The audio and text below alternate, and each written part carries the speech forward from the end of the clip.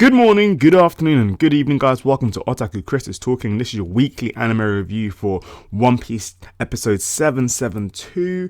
And boy, is it good to be back doing One Piece reviews. I have been off of One Piece reviews for a while, as I just felt like the pacing and the content and the plot progression wasn't as great as it should have been, and it just felt really dragged out. That being said, I have been keeping up with One Piece, and I've still been enjoying it, hence why I've been doing my manga reviews, and with my manga reviews, I'm actually totally up to date, and I know what's going to go on, but as usual, I'll try my hardest not to reveal any plot points whilst doing the weekly anime reviews. Now,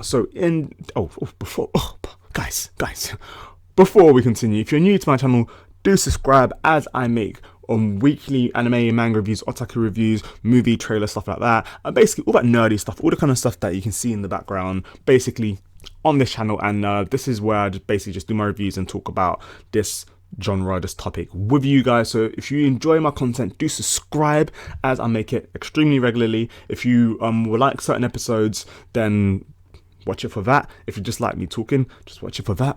And definitely do check out my second channel. I'll leave a link in the description box, so hopefully if you enjoy this, you can check out my usual stuff as well.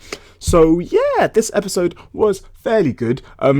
A nice pace. It wasn't too much happening inside it. Quite a lot of exposition, quite a lot of background, quite a lot of information about a lot of characters that we've seen before in the past, and the connection to the Straw Hats, or the connection to Goldie Roger. Loads of information about like the log pose and where that's really taking them. And Nami was kind of like yo, like we've been following this, and right now it's taking us somewhere where it's just not actually leading us anywhere.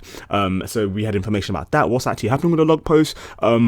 Crocus, he comes back, so we find out more information about Crocus and his connection to Goldie Roger, and that he was actually on Goldie Roger's ship as well. We find out about Shipwright Tom, Frankie's teacher, so like find out that he was on there as well, and everyone's like, what the hell? So you're Frankie was Shipwright Tom's pupil, and we have this. It's like a nice gathering of information and backstories and name droppings of all the different people that have been on Goldie Roger's crew, and so those people are also friends with the Straw Hats, who are also like the main top people in the One Piece world. So it's kind of like as much as the Straw Hats have been doing this crazy shit throughout this whole series, they've actually made a lot of friends in the right places. I mean, you have friends of the previous Pirate King. You have basically you've made an alliance with the son of the Wano Kingdom, the next future shogun. So bloody Momo, he's there as well. Maybe a kid, but in the past few episodes and from that last arc to this arc, Momo's really matured quite a bit, and that's not only from being smothered in the bosom of Robin and Nami, but being around the leadership of Luffy and seeing his mentality. So all these kind of things are the things that, not only is it just, oh, you're friends with the Shogun's son, it's like, no, like they've really been through a lot. I mean, like these previous arcs with Doflamingo and everything have really shaken the Straw Hats. But as usual, the Straw Hats have made it through. But for those new crew members, those are the ones where if you survive being chased down by Doflamingo, if you survive basically seeing an island crumbling down to pieces, like hopefully you guys will survive the future stuff. So I like the alliance that was made. You find out that Law, obviously he didn't say shit, but like he's always just there like keeping it quiet. I like Law. He's just there kind of like, when Luffy mentioned about how this alliance will now not only doesn't mean that they're aligned, it also means that they've formed a friendship. Law's like, the fuck, no.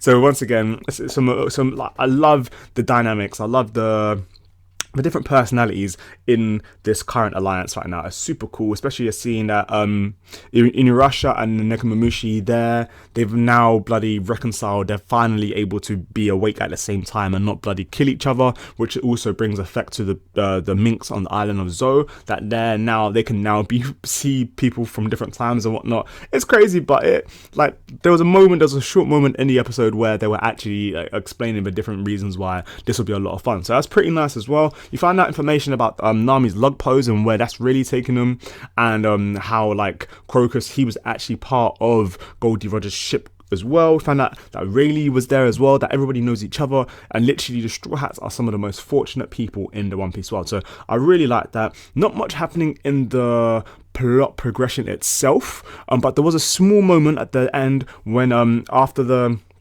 after they were all talking about the alliance, Luffy basically mentions, oh yeah, there's one condition though, and everyone was like, one condition? You should have told us this before we actually became aligned. And Luffy was like, the one condition with being an alliance with myself is you guys have to wait before going to the Rhino Kingdom, wait before fighting Kaido, wait before taking down our common interests, because first we have to get our crew member Sanji, and having Sanji back, he will be a huge help. He's like having 1,000 people fighting against Kaido. And then you then see Zoro in the background like, well, if he's 1,000, I'm worth 2,000. That emotional.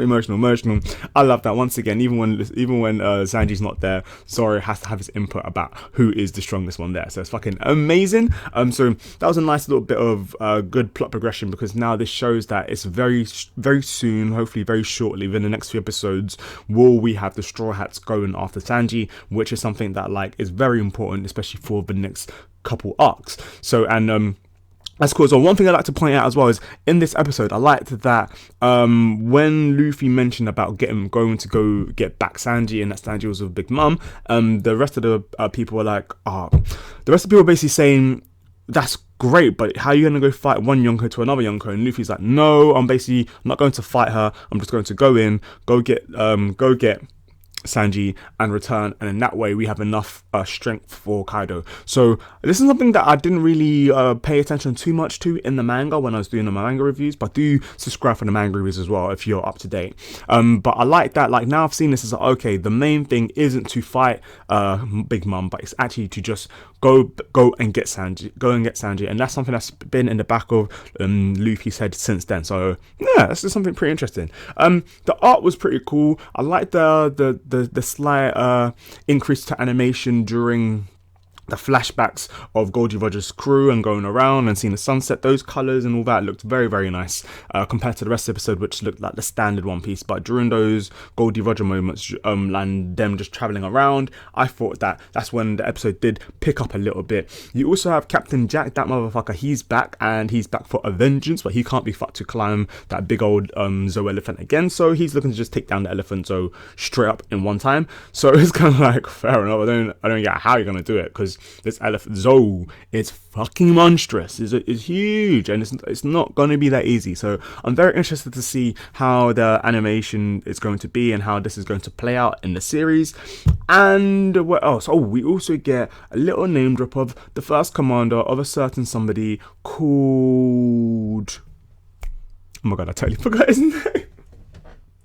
Marco the Phoenix, fucking hell, it's a thing. It's kind of like I was trying to be like cool with it, and then like as I was saying cool, I totally forgot. But Marco the Phoenix, fucking hell.